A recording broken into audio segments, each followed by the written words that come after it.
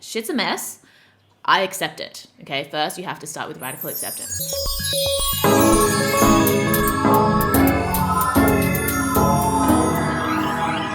Hi, welcome back to Friend Crush. I'm your host, Amber Killer. This is my podcast where I talk about stuff and things, cute, chaotic, and critical thinking.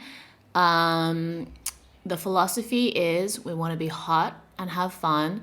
You can follow me on Instagram at amberkiller, at friend.crush, TikTok at amberkiller, SoundCloud, Spotify, etc., etc. I am filming using a different format, aka my photo booth, because firstly, I don't have enough room on my laptop for high quality videos right now. And I also want to use my phone to read questions because this is going to be a Q&A. I'm going to try to make it like a quick Q&A. But I tend to like go on tangents and whatever. Also, excuse like the birds and the spring ASMR outside. But, I think that just adds to the vibe. New season. It's a beautiful day today. I just went out for a little walk, got a coffee. I'm so tired, but like I don't want to sleep in the day because then I won't be able to sleep at night. And it's Sunday today. I'm just going to try again next week. But yeah, life has been a bit hectic recently. I feel like it's actually been a year since the Shanghai lockdown, the really hectic one, that I was lucky enough to just miss when I came back last year. And I think that, as I've mentioned before, I think it takes time for people to recover and process what they've been through, usually longer than you would expect, especially given the way that technology facilitates this like really fast-paced lifestyle now. You think like, oh, I'll be able to get over this in like a few days, a few weeks, a few months. But I think it can take, even years for people to process things. And it doesn't mean that you have to spend all of your time just processing something, but making sure that you're taking time to check in with yourself to see how you're doing. And yeah, like this is something that I don't see that much content about, just in terms of like how much the pandemic has collectively affected us around the world. Like regardless of where you were for most of the pandemic, how has that just affected us mentally, emotionally, spiritually? I think for me, I don't know if I've mentioned on the podcast before, but because like my experience was very different to the people that I was around when I was going through it. Like when I first got stuck in Perth, I was there like not by choice, and most of the people around me, they were coming back to Perth from where they lived because it was really fucked up in like the US and the UK, and they were going back to Perth to be with their families. And I, at the time, would have happily stayed in Shanghai if I was able to. And so it was difficult for me to kind of like, I couldn't relate to anyone I was physically around. Obviously, like so many people were displaced because of the pandemic, ended up in places they didn't want to end up in. This is like, I don't want anyone to have like a pity party for me. But my observation in like my own experience is that because I didn't have people around me who were just like going through the same thing and we could all like wallow in our despair together, at some point I was like, okay, fuck, I just have to figure out how I'm going to manage this and like actually process how I feel and just find a way to put like one foot in front of the other and make the most of my time here. And then similarly to when I came back to Shanghai, they had just come out of a really traumatic lockdown. I was like so glad to have finally left Perth, even though I'm eventually grateful for the time I spent there. I was so happy to be back personally, even though I was like devastated for what the city had just been through, what my friends had just been through. And again, like I was in a very different mental place to the people that I was around. And that also forced me to just be like, okay, well, I understand why everyone around me is really traumatized and really upset and dejected, but there's no reason for me to just default to that because everyone else around me feels like that too, because I'm in a different place and it would be a disservice to all the work that I put into learning how to maintain my mental health and honoring how I feel to just feel that way too. And, I think in all different contexts in your life, and I talk about this a lot in friendships. It's like, if you're able to if you're able to like manage yourself, then in your friendships, when your friend is down, you are able to be of better support to them when you can encourage them to like, do what they need to do, but meet you where you're at. And you want to have friends that when you're down, they can maintain where they're at, and that inspires you to then keep pushing forward, rather than just like allowing misery to love company and just like spiraling into a hole. I think that that's why like taking time to emotionally regulate, or to learn how to emotionally regulate in a way that works for you, is so beneficial, like in all aspects of your life. The same with work. If you're in a place where you feel motivated despite, shitty work circumstances, or like ridiculous client requests, etc., like you can motivate the people around you. Other people can motivate you when you are like more affected by things, etc., etc. So I think that, it's a privilege that I've had to be able to have time to reflect on how I'm feeling and like checking in with myself. But then also I think recently in Shanghai, for me at least, when did I get back? Like June. So it's April now. April, May. Yeah. So it's coming up to a year. And I think that only now do I start to feel like I'm like settling into myself in this city. I'm already thinking about like moving house because my contract is ending soon. And yeah, like it's taken this long. It's taken at least 10 months for that. And I think, when I was younger, when I first moved to Shanghai in 2017, I was like, oh yeah, I'll be able to get everything I want to get done in 3 to 6 months. That's like not realistic at all. So that's kind of like, an overarching theme in the way that I'll be answering questions that I've received today. Being able to like be patient, be self-compassionate, keep just doing your best. One of the 4 agreements is do your best. Be true to your word. Don't make assumptions. Do your best. And I always forget one of them when I'm trying to recite them. Don't take anything personally. Probably the hardest one. Actually, no, they're all very difficult. Yeah. Be true to your word. Don't take things personally. Don't make assumptions, and always do your best, okay? When you remind yourself of these things, when you're experiencing challenges, I think that's what allows you to keep it pushing, instead of just like diving off that emotional cliff into a spiral, which, I don't blame you for wanting to do. I've been there. Okay, so I hope everyone's doing well. Thank you for tuning in. Let's get started. Question number 1. I'm not sure if you've done something similar, but I'd like to hear your opinions on how to maintain healthy habits, work ethic, and discipline in general. I've read Atomic Habits and a bunch of self-help stuff, but never seem to be able to make it a part of who I am. I want to be disciplined and have a routine, but it never seems to work out. Is this a sign of a lack of integrity? I don't know. Could be interesting to discuss.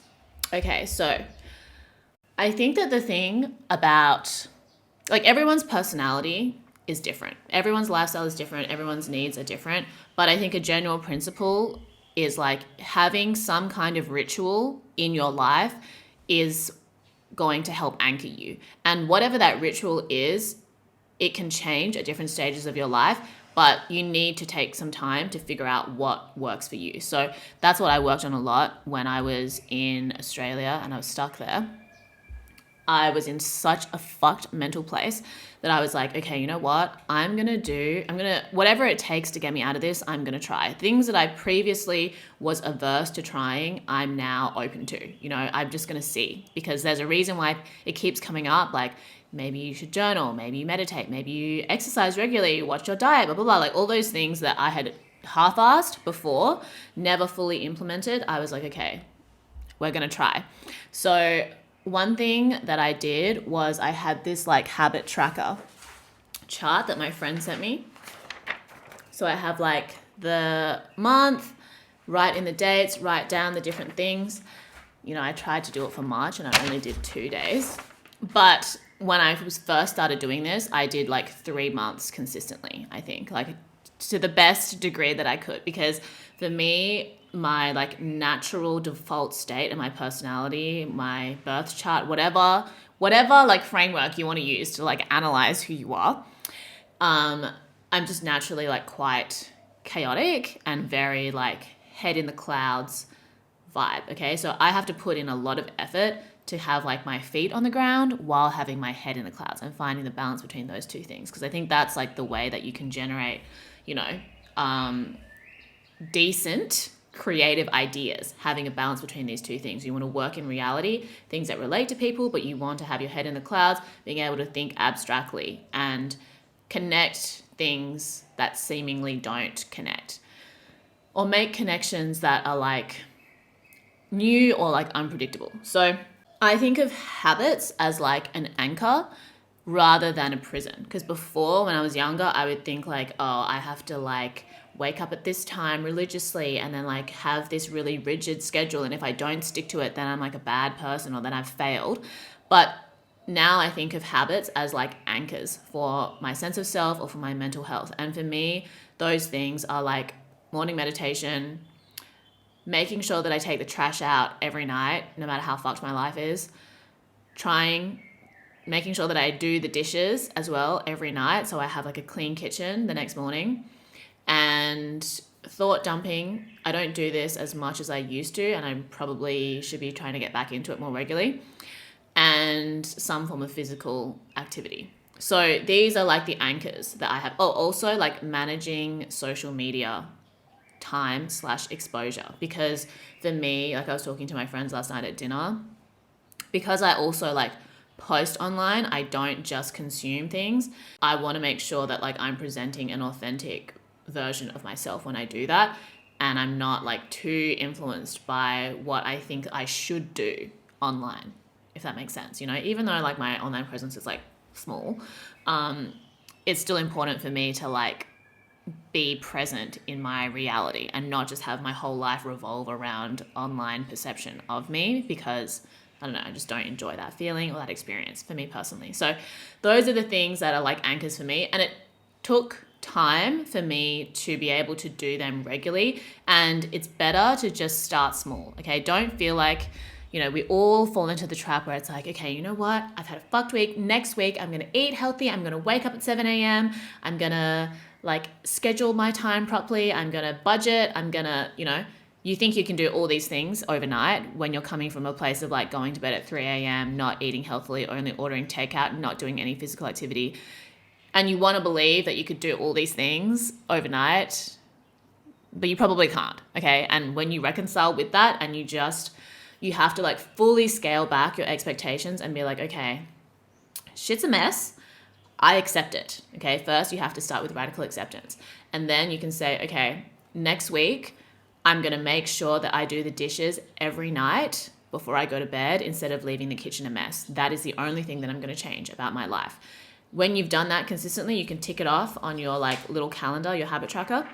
Then you can add another one the next week. Okay, every morning for 10 minutes, I'm going to thought dump. I'm just going to, like, it doesn't matter how shit I feel, I'm going to force myself to sit down and just write in a journal about how I'm feeling. No judgment about what is written. No need to reread what I write. I just need to do it. Tick that stuff off. And then you add another habit. Okay, every day I'm going to do a morning stretch. And then you just build your habits from there. And you reward yourself, or like you speak positively to yourself when you do those things, you know, because I like told the person that asked this question, you know, you just have to make small steps, start there. And they were like, oh, this is bad advice because I'll like reward myself too much for doing the smallest thing. Firstly, I don't appreciate that kind of attitude, even if it is a joke, because I took my time to reply to you anyway. But it's not bad advice, because you do need to reward yourself. You have done something different, and that's in service of your best self. Tell yourself that you did a good job, okay? Be like, I did the dishes before I went to bed. I'm slaying. Go to bed, wake up in the morning, appreciate your clean kitchen and the fact that you don't have trash in your house, and be like, oh my God, I love waking up to a clean kitchen. Like, that's what I was doing when I first moved back to Shanghai and I wasn't living with my mum anymore. And I was really trying to get like a lot more disciplined with cleaning and everything. because before I was kind of like, oh, it's okay if there's like still dishes in the sink. It's not a big deal. But when I started cleaning every night and waking up in the morning to make my morning tea, I was like, it is so lit waking up to a clean kitchen, you know? And that feeling is what motivated me to keep doing it.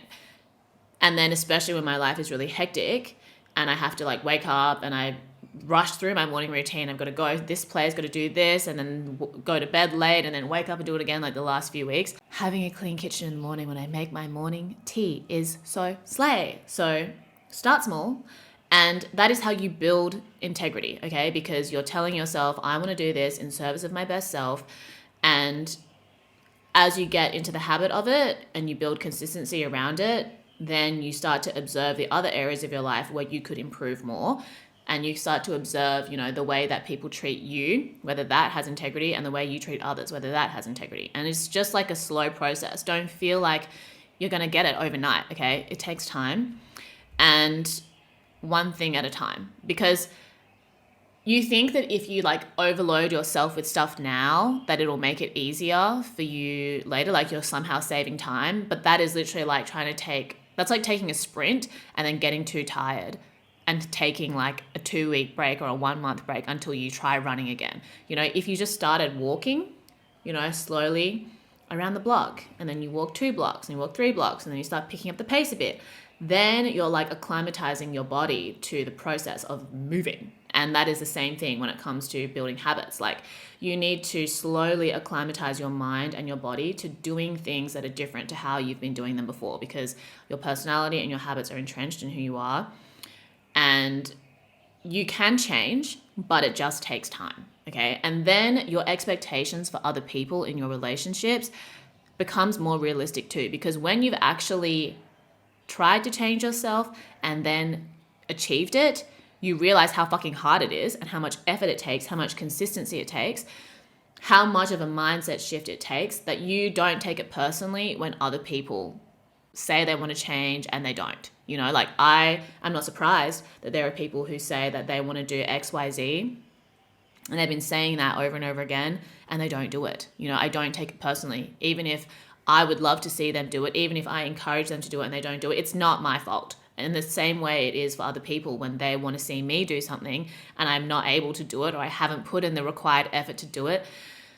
It just takes time, you know, like think of yourself as like a fruit, okay? Fruit grows at its own pace, ripens at its own pace. There are very few things that you can do to speed up the ripening process in a natural way, okay? Like, oh, you can like put a banana in the paper bag with like whatever, your apples or what.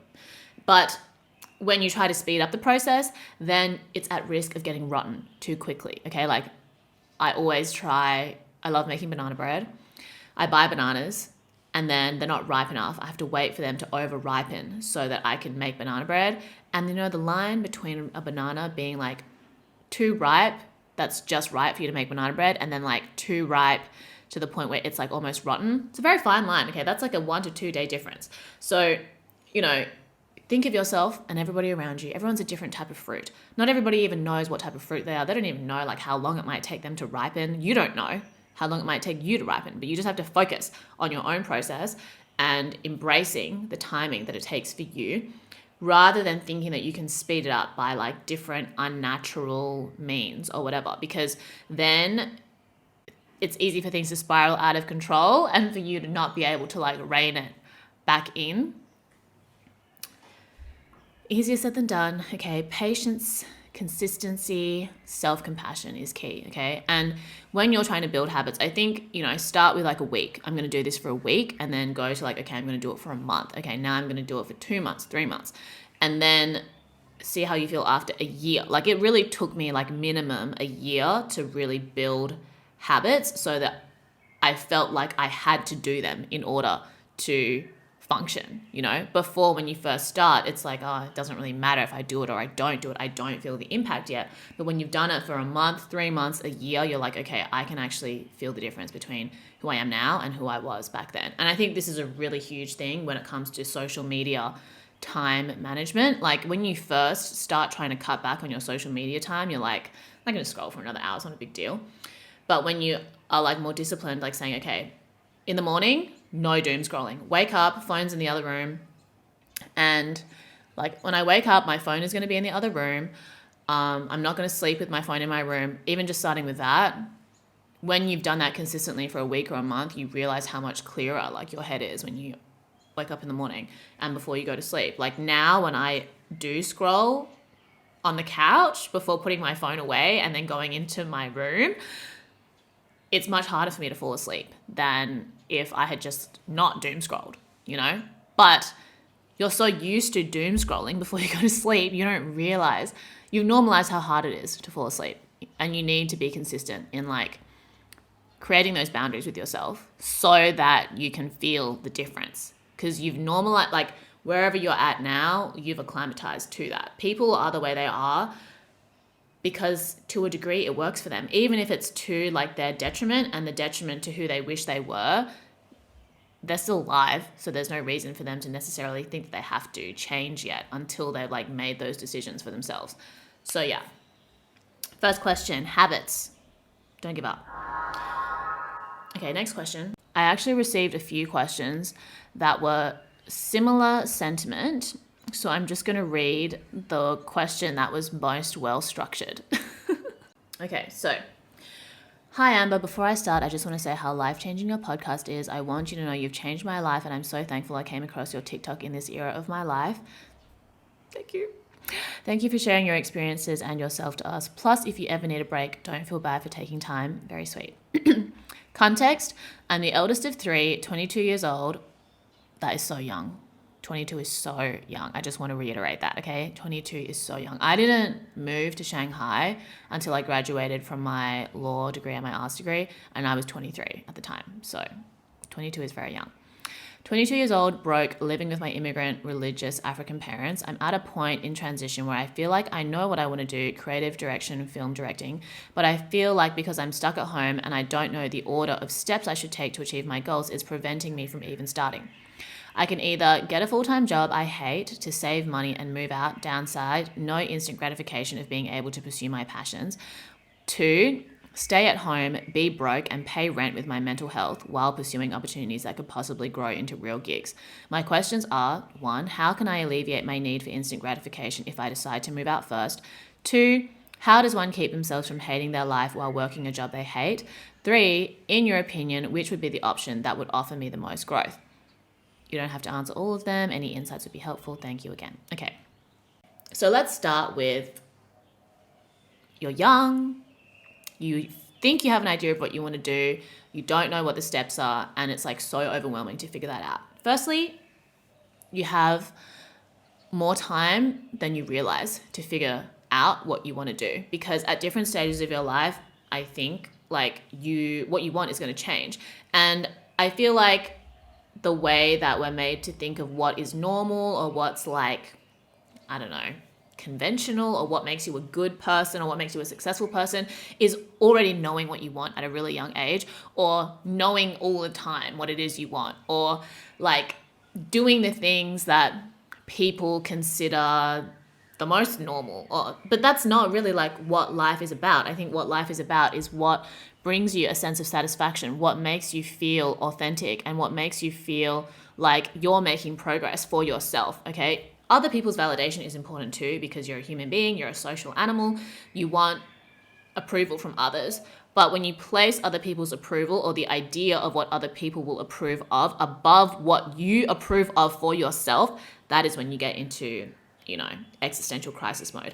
And you can constantly oscillate between these states, which is something that happens to me. And I think for me, like my journey so far has been a lot of stopping and starting with my creative work and just my career and life in general. And I'm sure everybody relates to this now, especially because of the pandemic. That was like a collective, traumatic experience where everybody in the world basically was affected by the pandemic in some way, whether that's positive or negative or somewhere in between or like a mixture of both.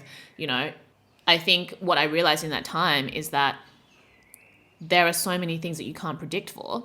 And the idea that things are just one step after the other and that everything is linear and that, you know, you finish your degree, then you get a job and then you're like good at your job and then you change to another thing and then, or like you have these friends and you have these friends forever. Like the certainty of those things that we felt before the pandemic was an illusion in and of itself, because what happened with the pandemic is it was an unpredictable force majeure event that gave us an opportunity, whether you took the opportunity or not, whether people took the opportunity or not, to realize that the certainty that we felt that we had before was just an illusion. There are things that are forces out of your control, out of your ability to perceive, that are going to come and like fuck up your life or bless your life, okay? Whether it's the pandemic or some other situation, I think just allowing the space in your mind when you're feeling overwhelmed with the unknown or with what you want to do next,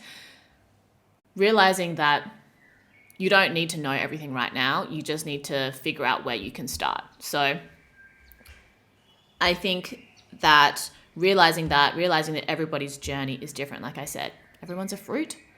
Everyone ripens at different stages. Everyone turns rotten in different ways.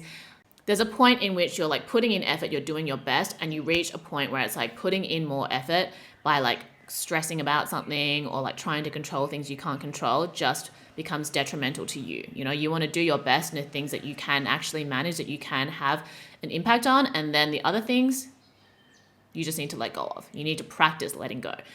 The desire to attach to outcomes, the desire to want to control things that you can't, that's normal. But then when that desire comes up, you observe it and then you try to figure out how you can pull back. And that is really difficult to do. And you will go through things in your life that you never predicted, never expected. And I think something that I've changed my attitude towards a lot was like before I would really try to think like there is a silver lining. Like if you look hard enough, you can find one. And now I'm like, it's okay for things to just be fucked up. You don't know why it happened. You don't feel good about it. You just have to let yourself not feel good about it. You have to take, you know, move forward the best that you can. And you'll look back on that time and you'll see that, you know, you appreciated the lesson or it led you in a direction that got you to where you are next. And that awareness, that intentionality and the self-compassion that you have with that is what allows you to live more authentically, is what allows you to practice integrity. Because if you get too caught up on thinking about like what is or isn't fair, what is good versus what's bad, that will paralyze you in your ability to move forward. Tangent. Anyway, so when I replied like in DM to this person, I said that like, you know, the TLDR is that what they've described in terms of, okay, do I stay at home, get a full-time job and suffer? Or do I, you know, take a risk and have no money, but potentially be able to pursue like what I want to pursue? Those two things are actually like opposite ends of an extreme spectrum, okay? It's not one or the other. Your life is very rarely one or the other. Like your brain tries to process reality or options in a one or the other way, but the way that you experience life in the end, it's somewhere in between, or it's like oscillating on this spectrum. You know, you might start at working full-time at home and suffering, but now you have money, now you have a sense of financial stability that you can start making steps towards your creative dream. Or maybe you don't have that full-time job anymore. You're working full-time on the creative dream, but you lose a sense of financial stability. So you have to pick up another job that gives you that sense, so that you maybe have to like pull back a little bit on your full-time creative and do something else, you know? It's not so black and white. And I think that it's important to have an awareness of like what this spectrum is for you, and then figure out what the first step you want to take is. That's going to feel like authentic to you without creating so much anxiety that it stops you from doing the next thing, but also without being so safe that it stops you from being able to like be authentic, if that makes sense. So I can't tell you what is going to work for you because I don't know you well enough. And even if I was really close friends with someone and they asked me the same thing, ultimately you have to check in with yourself and figure out what works for you. And this is something that I've always struggled with. You know, I think that it's easy to look at people's final product and say, oh, it's so easy for them because they did it. But I struggle so much with like putting myself out there with self-promotion, with being able to like, say or ask for what it is that I want, or say no to what I don't want. I struggle with that a lot. I think that's why I'm able to like describe or try to provide some kind of support for people who feel the same, because it looks like, or it might look like, oh, it's so easy for Amber because she's already got a podcast or she's already played those sorts of gigs. But it was hard, okay? Like, and it still is. And I've just had to accept that it will continue to be that way, because there are other things that I'm working on now that is like so much mental barrier for me to get through, years of mental barrier. And I'm just trying to like scratch the surface of it. And even like before I started the podcast, people had suggested I started a podcast in like 2017, and I didn't do it until 2020 because the circumstances aligned for me to just do it then. And that's okay. Like the way that it took for me to ripen to this idea was that long. For other people, maybe it's like they're suggested to start a podcast and they start it right away and that's all they needed. But for me, it took that amount of time. And even just to continue doing it, I'm like, oh, should I keep doing it? Is it worth doing? What am I doing? I don't know, but I just try to check in with myself and ask myself, is this really important to me? Is it something that I think is going to contribute to like a wider thing for myself or for others? And then just like literally like forcing yourself to just try and then find out, because otherwise you're stuck in like what could be. And I think that, if you want to be a creative director, if you want to be a director, that is a lifelong fucking journey, dude. Like I was talking to my friend last night who is an executive producer. Okay, so she's worked in the industry for many years. Like she's basically like in charge of a team now, worked with all different kinds of producers, directors, different types of projects. And my other friend, she's started as a photographer. She's an amazing photographer, and now she's starting to work in video. So she's becoming a director. And then we were just talking about like all the different stages of your creative career and how we might like shift or change, evolve our next kind of like move or whatever. And she was saying, anybody can be a director now. And I was like, yeah, the same way that anyone can be a DJ. Like when I first started DJing, it was a fucking war zone out there for women, and especially for women of color. And it still is, but the barriers to entry have lowered so much versus when I first started. And with a project like Neutral Women's Skill and the workshop that I started in Shanghai with my friend Laga, we were creating a space and a concept and an idea for women and the LGBTQ community to see that you can work together and create this encouraging, supportive space for people to learn new things in a way that stands in contrast to the reality of working in these like male-dominated spaces. You need to create something for yourself rather than trying to force your way in to a hostile environment, And I think as a result of that project and many other projects around the world, it has been easier for new DJs to start, because the mindset of the young DJs that I know now is completely different to the mindset that I had. The challenges that they face, it's almost like it's so easy now. Like it was not that hard before, but it's even easier now. I'm in the position that I'm in because I have been doing this shit for almost a decade, okay? Like I've had instances before where people who have just started DJing and who I've taught for free say that, oh, Amber just does it for the clout. She doesn't care about the community. She uses it for commercial opportunities, blah, blah, blah. And I started that project with the best of intentions, okay? Like I was traumatized from the way that I began in this industry in that tiny ass town, like to have to deal with that much shit for so little payoff was insane. And I genuinely just wanted to create a space for people so that they didn't have to experience what I experienced. But in the process, they don't appreciate because they didn't suffer the way that I did and the way that other women of the generation that I started in did, which is great for them. But it's like, nobody owes you anything. I didn't have to help you, but I chose to. Nobody had to help me, but I appreciate anybody that has. And I think that for them, it's like, how can you compare yourself to me when I've been DJing at the time for like 6 to 8 years, and you've been DJing for 8 days, So starting out and like becoming established is a very long journey. And the people that manage to break through, or the people that manage to succeed, are the people that just don't give up.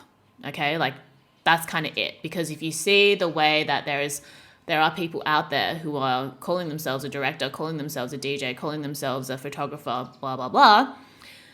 Even if, maybe objectively the work is not that good, they've been in the game long enough, they haven't given up. That's why they're still around, because there are lots of people who started learning a few years ago when we were teaching, and they're no longer DJing anymore because they gave up. It's not my fault that they didn't continue to push themselves. I can't do that for anybody else. Nobody else can do that for me. There have been plenty of times in my life where I've just wanted to give up, where I've needed to take a break, and there's nothing wrong with that. But nobody can compel me to start again but me. People can say and encourage and wish and hope that you do, but whether I do or not is up to me. And whether someone does or doesn't pursue is up to them. So how you navigate that is important. And just giving it a go and being open to the feedback that you receive is important as well in any sort of career, but especially in the creative industry, because if you don't try, then you don't have enough information. Think of life as like a creative project, and especially your creative career as that too. If you have studied art, or if you've studied the creative process, you know and you realize that it takes like multiple different versions of something until you get to the final product. It's easy to think in your mind like, I want to do this, and have your final product in mind, and get frustrated along the way of creating it. And a lot of people, they give up before the final product is created. Your taste is often like at a higher level than your skill set. And you have to be determined to fill in the gap between your taste and your skill set if you want to be successful, if you want to feel like accomplished in what you're doing. And it takes also feeling accomplished at each step so that you can motivate yourself to keep going. Like just recently with the new shoe project, I have poured my bussy and my soul and my blood and my sweat and my tears into that project. And I was organizing an event with a friend whose support I'm so grateful for. And day before the event, we got censored. Couldn't hold the event in the same way that we wanted to. A lot of people that we had involved weren't able to actually like execute what they had been working on or what they had been looking forward to. And it was actually so devastating for me to like disappoint those people. Even though what happened was out of my control, I had to reconcile with the fact that like, okay, I tried my best and I did as much preparation as I could, and the outcome was out of my control, but I'm glad that I tried, because now I know how I can navigate moving forward. It would have been great for it to just go off without a hitch and for everything to just like work out the way that I had intended. But if you want to be successful in any field, if you want to consider yourself a good creative, you have to believe that you will always come up with a better idea, and that the information that you receive is going to help you figure that out. Because what are you going to do if you own, like, it's like you can't write a good essay if you only have one reference. A good essay has multiple references. You're able to synthesize different points of view and come up with your own thesis, and that's the same as your life. If you just copy one other person's path and think that there's only one way to live, your life is not going to be that interesting, and it's going to be very discouraging anytime it doesn't live up to that. But if you're looking at multiple different sources and you're taking all the different sources of information and then figuring out how that informs the decision that you make for yourself, rather than thinking, oh, I have to do what this other person has done. You're like, okay, this is what this other person has done. What have they done that's relevant to what I want to do? And maybe there's like another person that's also relevant, and you figure out what works for you. Like that's also kind of what I'm trying to do with the podcast. I always say that it's not about me telling you what to do. It's about me trying to help you gain different kinds of perspective so that you can make the most informed choice for yourself, because that's what I'm trying to do too. Other people can give me their advice. Whether I take it or not is up to me, and vice versa. So I can't tell you like it's better for you to get a full-time job and stay home and suffer. It's better for you to just like dive off the edge of a cliff and pursue your creative goals full time. It's up to you, and you will have the most fulfilling experience when you allow yourself to accept that like where you're at is where you're at, and you're doing your best and you're moving forward. And that's really difficult because you're always exposed to other people's success and you feel like you have to be further along. But people who have like earned where they're at will not judge you for being in a place that's different to theirs. You know what I mean? It's the same thing as confidence. Truly confident people are not comparing themselves to other people when they walk into a room. Other people are identifying their confidence and then deciding how they interact with them. A confident person just is who they are and is comfortable in that. And they don't judge other people for not being as confident or being more confident or confident in a different way. And that is one of the hardest things to do as a person. And it gets harder and harder with the media that we're exposed to.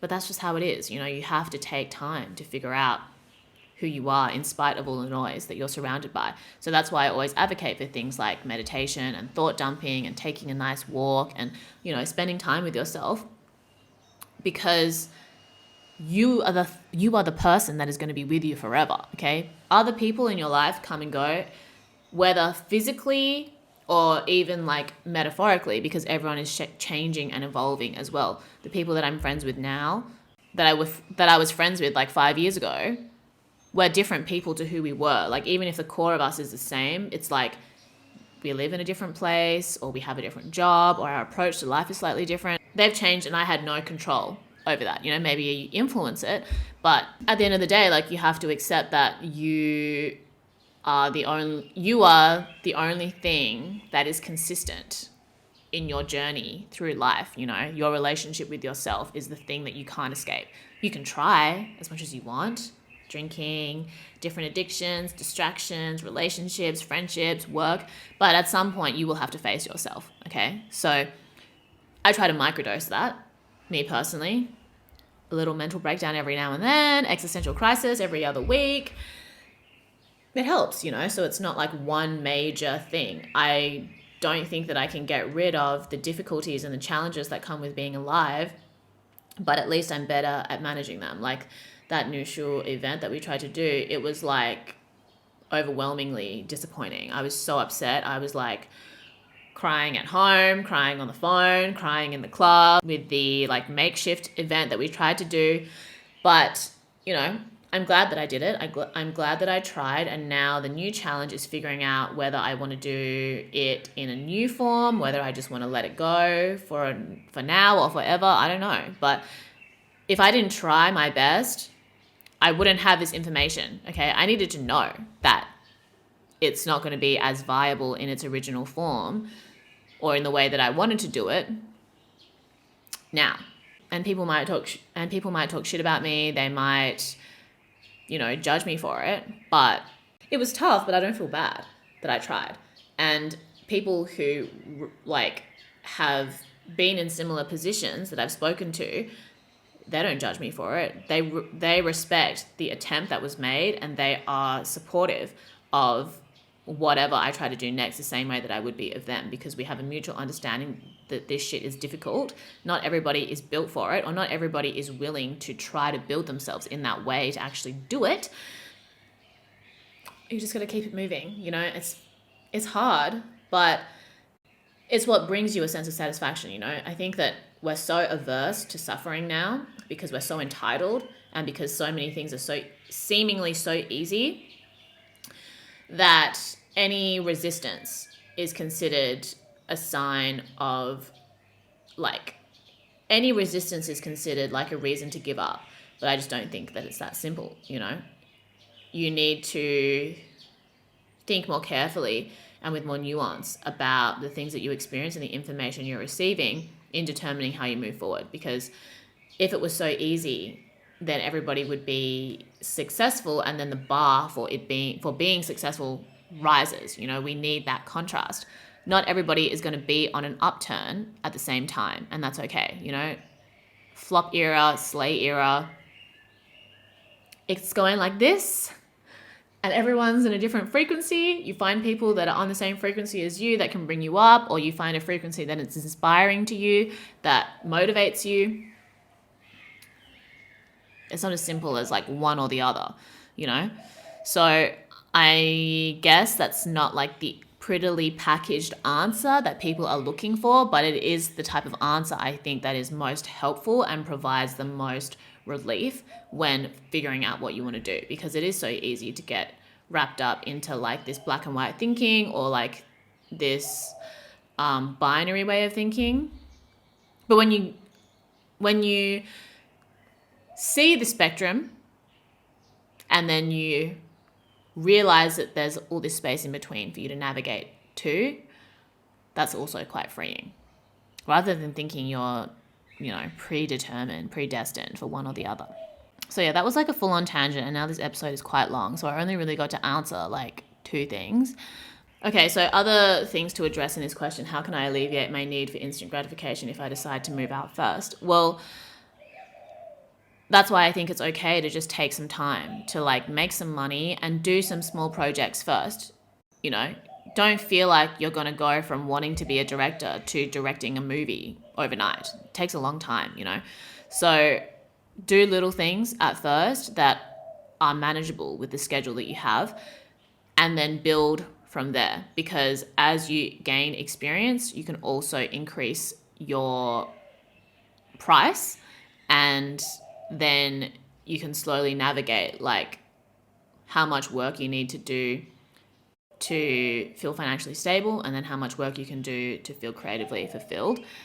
How does one keep themselves from hating their life while working a job they hate? Well, it's the same kind of thing, like finding little things outside of your job that can bring you joy. And I think that, as cheesy as this sounds, it's finding joy in the smallest, most banal things for me, because, being able to go down the street, get a coffee, I love that for me. Okay. That is such a small thing that brings me a sense of joy. When I'm walking outside, I try to appreciate the people that I come in contact with, all the little sceneries and vignettes of life that I get to see.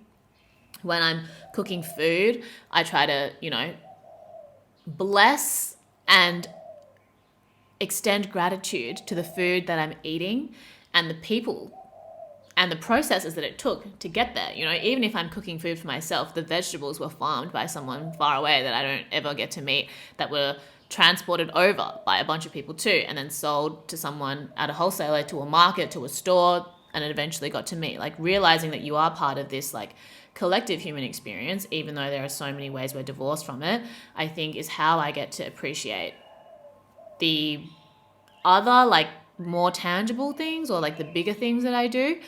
Or also, it helps me to appreciate the process of getting there, and also like not place so much of my self-worth on those things. And then also making sure that you have like, that you either have or that you are building and creating a stable network around yourself of like supportive friends and friends that you support. Something that I think a lot of people overlook when it comes to like building self-confidence. Everything is just about you. Like, oh, you need to say this to yourself. But another really important part of that is being able to encourage others. When you are encouraging other people and you appreciate other people's success and you are supportive of their success, you will see other people become supportive of you. You will connect with people that are also supportive of you. You want this to be a two-way street. You don't want to just rely on other people to make you feel good without considering what contribution you make to their lives. Appreciating small things in life helps.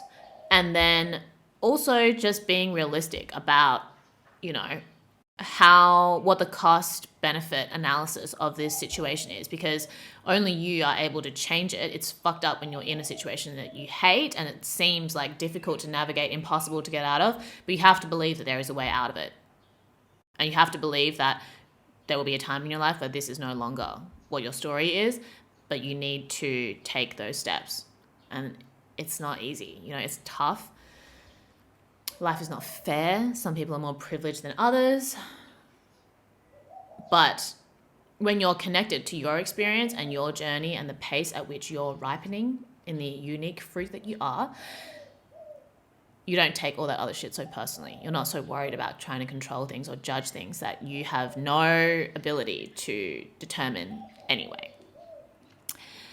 And then yeah, I don't have an opinion for like which one would offer this, which option offers the most growth, because it's going to be something that you decide for yourself, you know?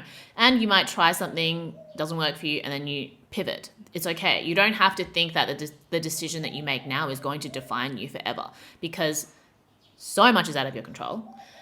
And if you don't try, you just won't know. So better to just do something that, you know, feels different to what you're currently doing, but isn't such a drastic change that you're going to put yourself in danger, and then go from there. Okay.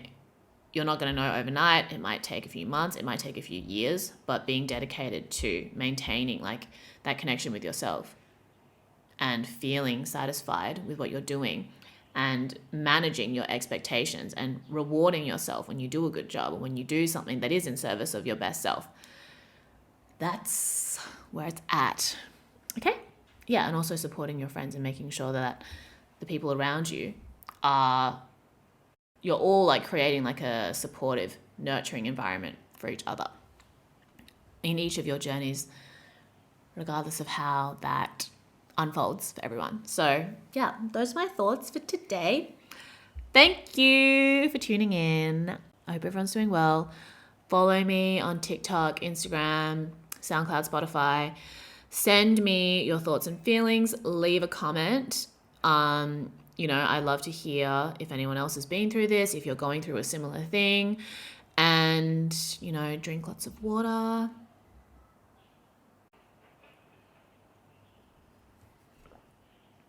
Tell your friends and family that you love them. Go be a better person. Stay hot and having fun. And I love you. I'll speak to you soon.